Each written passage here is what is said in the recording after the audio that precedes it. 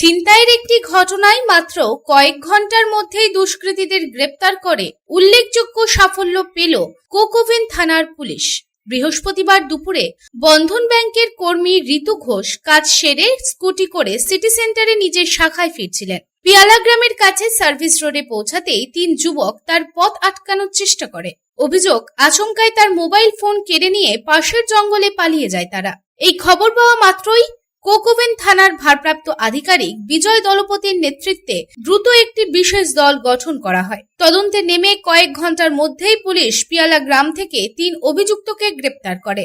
ধৃতরা হলো রিজু বাউরি, সমীর বাউরি এবং বাপ্পা বাউরি। পুলিশ সূত্রে জানা গিয়েছে তিনজনেই পিয়ালা গ্রামের বাসিন্দা।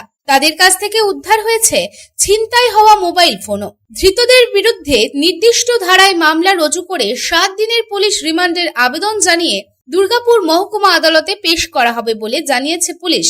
এই ঘটনা দ্রুত নিষ্পত্তিতে স্বস্তি প্রকাশ করেছেন ওই ব্যাংক কর্মী। এদিন ব্যাংক কর্মী ঋতু ঘোষ জানান, কর্মসূত্রে বহু মহিলা প্রতিদিন রাস্তায় বের হন, তাই নিরাপত্তা অত্যন্ত গুরুত্বপূর্ণ। পুলিশের তৎপরতায় তিনি কৃতজ্ঞতা প্রকাশ করছেন। আমি ওই 12টা নাগাদ স্টেশন রোড থেকে ফিরছিলাম, ব্রাঞ্চে যাচ্ছিলাম। তো তখন ওই পিয়াল গ্রামের জঙ্গলের ওইখানেতে হঠাৎ করে তিনটে ছেলে, আমি সার্ভিস রোড ধরে যাচ্ছিলাম, তো হঠাৎ করে তিনটে ছেলে আমার হেলমেটের মধ্যে এসে আঘাত করে, আর তারপরেই আমার ফোনটা ছিনিয়ে নিয়ে জঙ্গলের দিকে ছুটে যায়। তো ওদের পেছনে পেছনে গেল, তারপরে আর ওদেরকে দেখতে পাইনি আমি। তো তারপরে আমি থানায় কন্ট্যাক্ট করার পরে এখান থেকে কোকোভেন থানা থেকে রিন্টু স্যার গেছিলেন, তার সঙ্গে আরও সহকর্মীরা ছিলেন।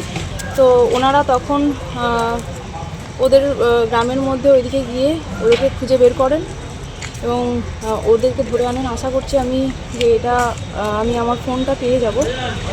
তো অনেক ধন্যবাদ কোকোভেন থানাকে, সঙ্গে সঙ্গে আমার কমপ্লেনটা নিয়ে কাজ করার জন্যে। অনেক ধন্যবাদ রিন্টু স্যারকেও।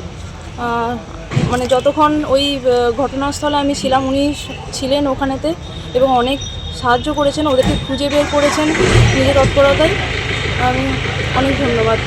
দুর্গাপুর থেকে সাধন রোজের report, public Times. I am Dr. Radha Krishna. I am a gastroenterologist and a liver specialist. So I do visit Durgapur once a month. I stay here for 2 days. So we do different types of procedures pertaining to gastroenterology and liver.